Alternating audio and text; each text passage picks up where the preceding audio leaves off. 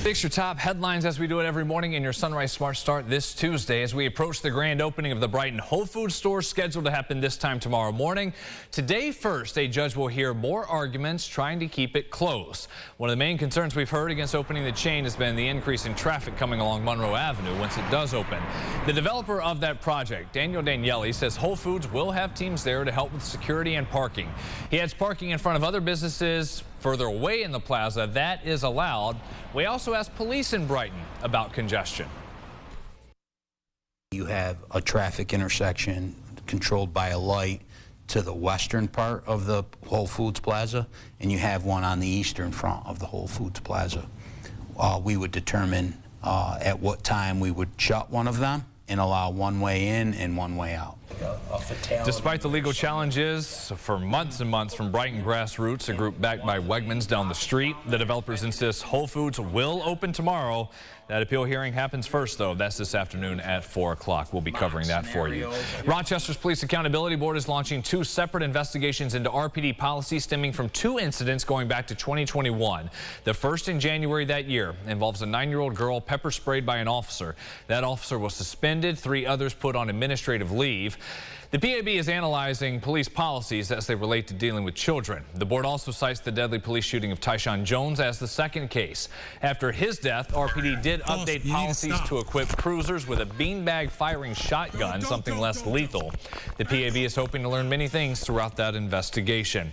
Safety has been a top priority for leaders at Rochester City Schools coming off a spring break, talking about thefts and the violence around campuses.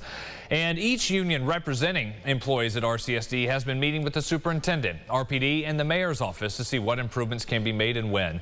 The unions have released their proposals. They want more security patrol, additional lights to buildings and parking lots, new gates, more fencing, and security cameras that work. Last year, we had a record number of teachers resigning in the middle of the school year. It was 135. This year, we're not even 2/3 into the school year. We already exceeded that. We had 165 this year. So teachers are leaving mostly because of lack of safety. These proposals should be finalized, we're told, at some point next week. Police chiefs, sheriffs, and other law enforcement leaders are recognizing the great dedication of dispatchers this week. They call them heroes. We call them 911 operators most of the time. These dedicated professionals are typically the first ones receiving our emergency calls when we need them the most. To celebrate what is National Public Safety Telecommunicators Week, these staff members are being showered with prizes, lunches, thanks, and other awards. Monroe County and the city of Rochester have announced nearly $1 million in new funding to support a local healthcare workers union. The investments are part of an ongoing effort to offer more opportunities for those looking for jobs in the industry. It's a total of $300 grand coming from the county, $500,000 $500,000 more from the city. The money will assist the union in the creation and operation of a 1-year training program for current and prospective healthcare workers. An update from Albany. The Assembly Speaker Carl Hastie tells us not a lot of progress has been made in the state budget, which is a week and a half late. The Democratic lawmaker says much of the focus remains on bail. Governor Kathy Hochul has proposed removing the least restrictive means standard and wants to give more clarity to judges when it comes to the state's bail reform laws that have been debated for years now. However, she is seeing some resistance from members within her own party. Another victim has passed away after Monday's mass shooting in Louisville, Kentucky. Police say a bank employee went in and opened fire with a rifle at the building early yesterday. A rookie police officer who just joined the department in Louisville last week was critically hurt in a shootout with the suspect. The community had prayer vigils at churches and elsewhere last night for those victims. Tennessee Democratic lawmaker Justin Jones will temporarily get his state house seat back after he was expelled by Republican colleagues for leading a gun control protest inside the chamber after the mass shooting at an elementary school in Nashville. The Metropolitan Nashville Council voted to unanimously reappoint Jones. Another vote is coming up Wednesday in Memphis to decide if fellow Democratic lawmaker Justin Pearson will also be reappointed. Special elections for their seats will be held later this year. The Department of Justice has filed an appeal following a Texas judge's ruling that suspends the FDA approval for the abortion pill mifepristone. The fight could end up going all the way back to the U.S. Supreme Court. That drug was approved 23 years ago. Happening today, RG&E is putting on an open house for those new smart meters that are rolling out. That is at Greece Town Hall from 5 to 7. Anyone can go out, learn more about the installation process, what's changing, and FAQ. That's what they're laying out. Registration not required. All are welcome to attend. 6:51 is the time. Let's bring in our meteorologist James Gilbert for a look at today's forecast. Not bad at all. Stepping out, just the light jacket, mid-40s, James. Yeah, let's do a morning walk maybe. I know my neighborhood has just been exploding and just people getting outside. Yes, loving it. The bike rides, the strolls along, the baby walk as well. Sunrise just happened at 6:36, so we are in good shape. Note the wind. It'll be a little breezy this afternoon, but I do expect us to get to about 70 in Rochester just at a point in time, but otherwise a few spots in the 60s there. Bristol 67, that's where Naples is as well. Down in the Finger Lakes, Arcade 66, Mount Morris, you're at 70 this afternoon. We'll have a look at the 8-day at the end of the show. Brennan? All right, thank you, James. Sunrise traffic, 8 minutes to go until the top of the hour. Roads still showing up green on the map, so you got the green light to go. Please take it easy out there. Give those school buses plenty of room. Again, the second day back for all the kids after spring break. We'll let you know of any more slowdowns or crashes that may pop up during the morning rush hour coming up at 7:25 when we see you during CBS Mornings. April is Parkinson's Awareness Month. To show support for that mission, a local therapy and massage group based out of Webster is putting on a free Parkinson's Disease Fitness Expo coming up tomorrow. Jatira Marsh is in the studio with the details. Jatira.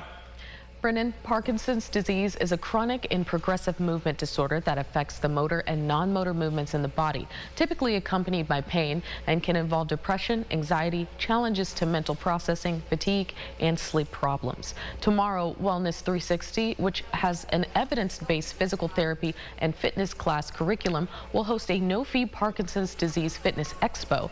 This event is specialized for individuals with Parkinson's disease and their caregivers in support of April's Parkinson's Awareness Month. The event will offer boxing, yoga, dance, and communication through art. Caregivers will also enjoy chair massages along with a support group meet and greet. Wellness 360 co-owner Beth Perry says it's really important for us as a community to not only support those with Parkinson's diagnosis, but to recognize the struggles that come with being a caregiver, especially if it's your first time. We wanted to make sure, because if we can support the caregivers, let them know that they're not alone, let them know that they're supported by our community, then they can sit and discuss and support each other. And then all in all, they're better spouses to their loved ones are getting better treatment, and everyone is happier as a couple, both physiologically and physically. The event takes place this Wednesday at the Webster Rec Center from 1 to 4. No sign up or admission necessary. Brennan, back to you. All right, thank you, Jatira. Awesome event coming up tomorrow. How about this incredible story? A woman from Rochester received a life-saving dual transplant, gifted a heart and kidney anonymously. And with the help of the great and massive care team at Strong Memorial, Ashley Kyler is still alive. The recipient of the life-saving process was diagnosed once with lupus, an autoimmune disorder causing the body to attack its own organs. This procedure is a very rare one, coming amid a shortage of donated organs. Staff of the hospital described the operation as long, more than 14 hours, and more than 200 clinical and support staff members aiding in care. The doctors and the surgeons and the nurses, everyone also supported me and just made sure they were encouraging me every day. And, you know, just letting me know, just day by day, you know, we can't just think about the future. We just got to go day by day and just take time to really, you know, we really just had to take time just so everything was right. Because of this donation, Kyler can start following her dreams again, a nursing career, and then she'll be right there with her daughter as she grows up. Anyone 16 and up can easily become an organ donor. We've got that information. Please sign up. You just never know. That is posted at rochesterfirst.com. I saw some kids yesterday playing a little bit of hockey on some rollerblades. Nice. It's that time. Right? So why not? Bus stop forecast here heading to school. Warmer start, nice finish. Mid-60s today, 70s rest of the week. Love it. All right. Have a great Tuesday, everybody. We'll see you back here in half an hour.